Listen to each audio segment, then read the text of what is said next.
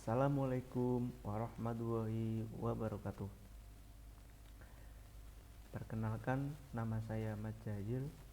Saya dari Prodi Pendidikan Informatika kelas karyawan.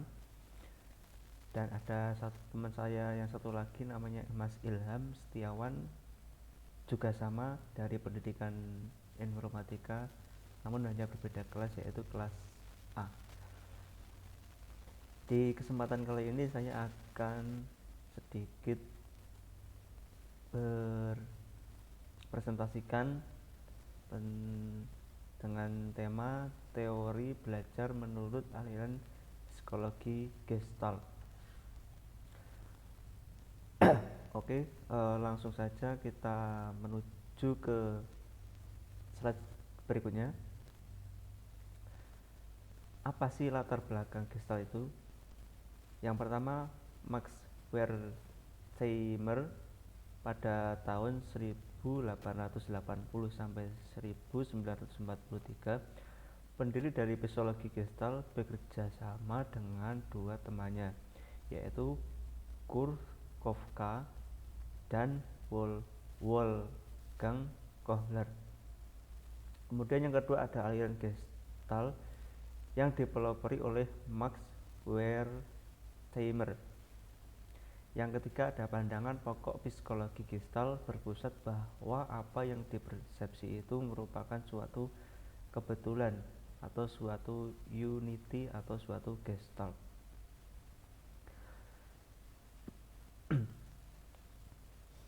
Pengertian psikologi Gestalt.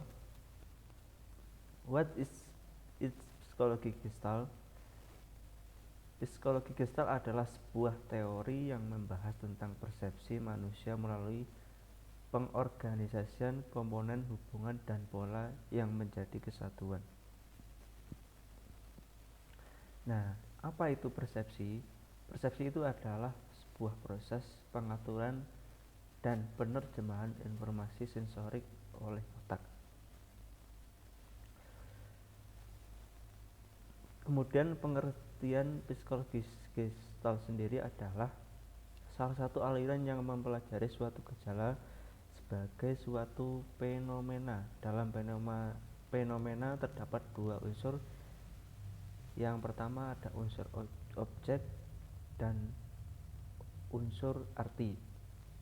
Fenomena adalah data yang paling dasar bagi psikologi Gestalt. Gestalt adalah prinsip yang mempelajari suatu gejala yang dikemukakan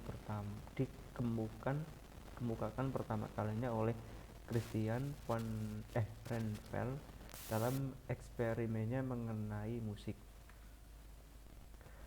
Di sini ada beberapa tokoh-tokoh dalam psikologi Gestalt. Untuk yang pertama ada Franz Brentano pada 1838 sampai 1917.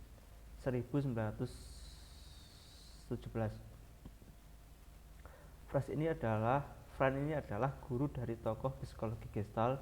Pikiran Brentano banyak kesamaan dengan pikiran Aristoteles. Brentano adalah pelopor aliran psikologi fenomenologi. Gejala kejiwaan harus dipandang sebagai fenomena. Brentano berpendapat bahwa dasar dari skala tingkah laku kejiwaan psikis adalah persepsi.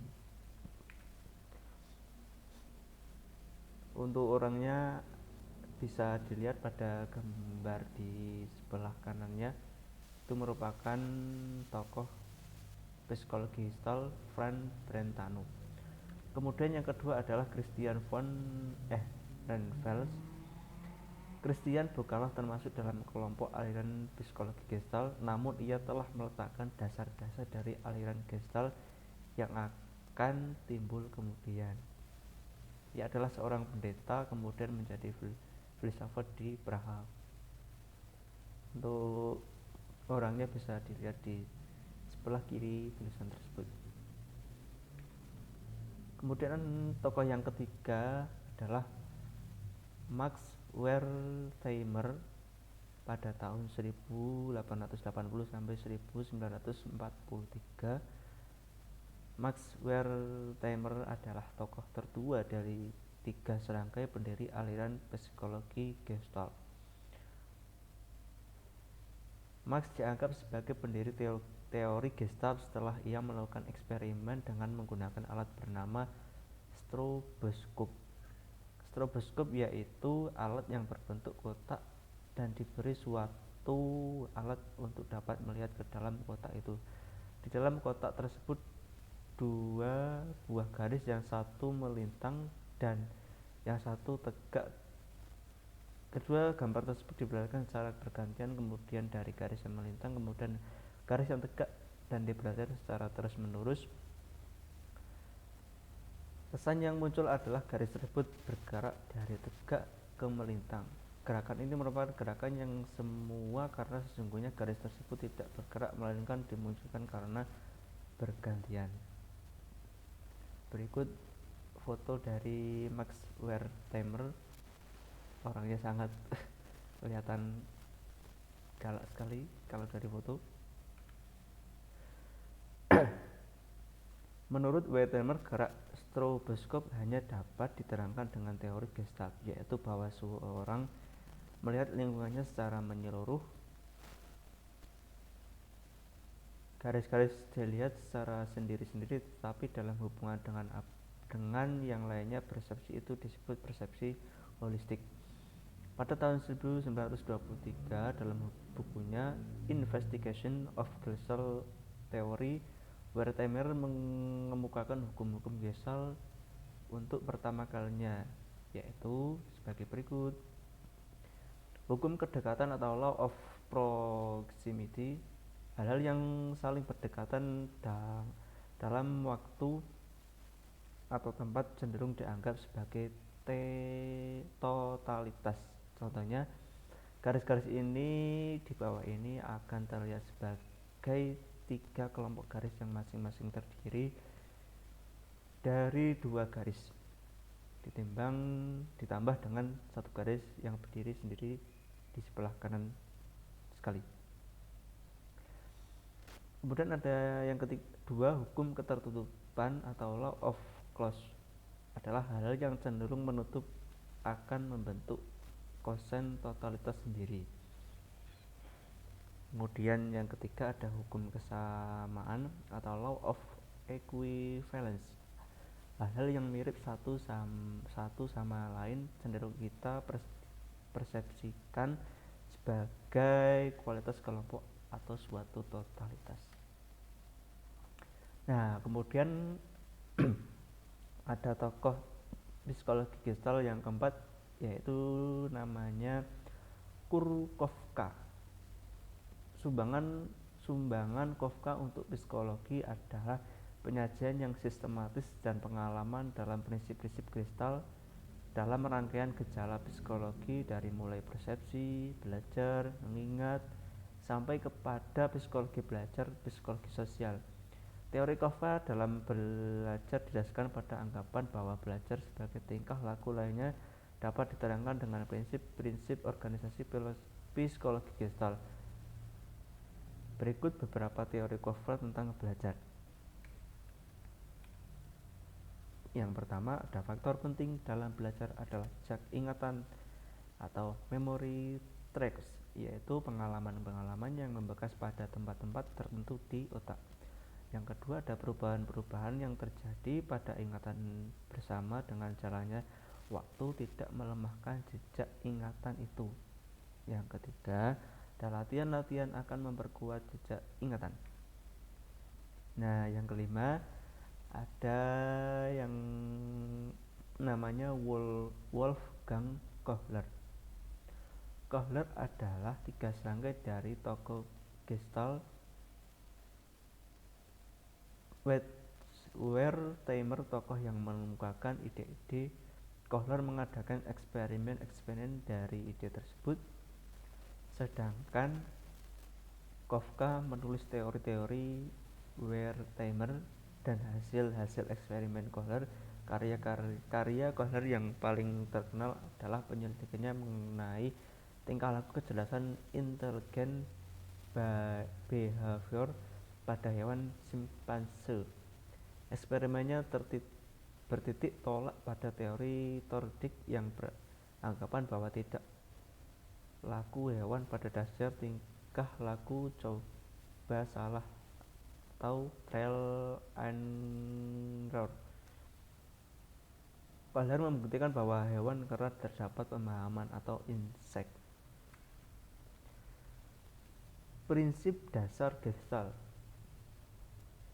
Yang pertama ada interaksi antara individu dan lingkungan tersebut sebagai perceptual file. Setiap perceptual file memiliki organisasi yang cenderung dipersepsikan oleh manusia sebagai figure and ground. Oleh karena itu, kemampuan persepsi ini merupakan fungsi bawaan manusia, bukan skill yang dipelajari. Yang kedua, prinsip-prinsip organisasi. Ada 6 prinsip, yaitu prinsip of proximity, principle of similarity, kemudian principle of closure atau principle of good form, principle of figure and ground. Kemudian ada principle of isomorphism. Aplikasi teori Gestalt dalam proses pembelajaran. Dalam teori belajar Gestalt, belajar pada hakikatnya adalah melakukan kegiatan terstruktur kognitif. Selain pengamatan, kaum Gestalt menekankan bahwa belajar pemahaman merupakan bentuk utama aliran ini. Maka dalam proses pembelajaran harus diterapkan sesuai dengan konsep teori Gestalt tersebut. Aplikasi teori Gestalt dalam proses pembelajaran antara lain: yang pertama ada belajar.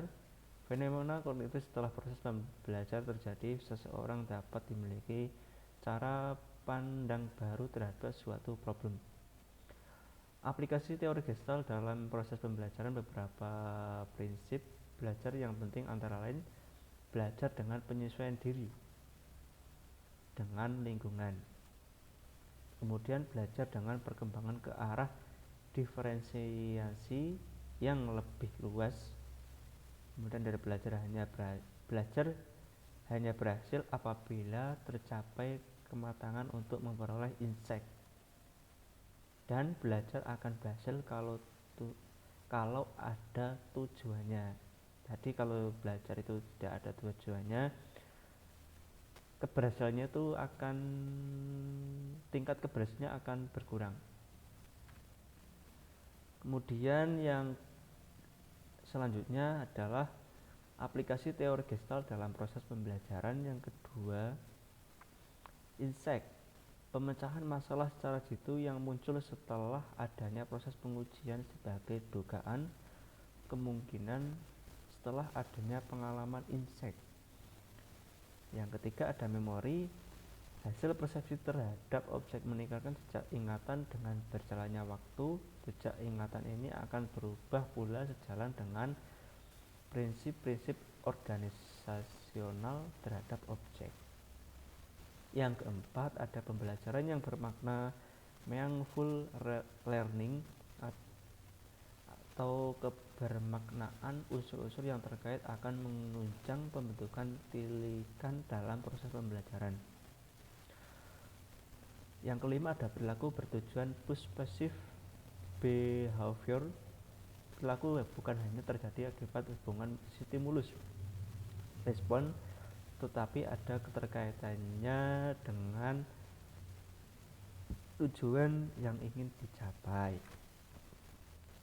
Yang keenam ada prinsip ruang hidup atau feel space, bahwa perilaku individu memiliki keterkaitan dengan lingkungan di mana ia berada. Yang ketujuh ada transfer dalam belajar, yaitu pemindahan pola-pola perilaku dalam situasi pembelajaran tertentu ke situasi lain. Oke, mungkin hanya ini yang dapat saya sampaikan. Apabila ada kata-kata dalam pengucapan saya yang kurang pas atau kurang berkenan, saya mohon minta maaf yang sebesar-besarnya. Dan video ini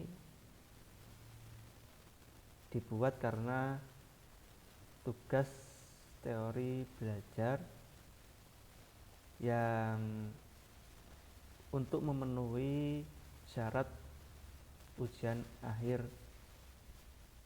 perkuliahan semester 2 ini. Sekian dari saya. Wassalamualaikum warahmatullahi wabarakatuh.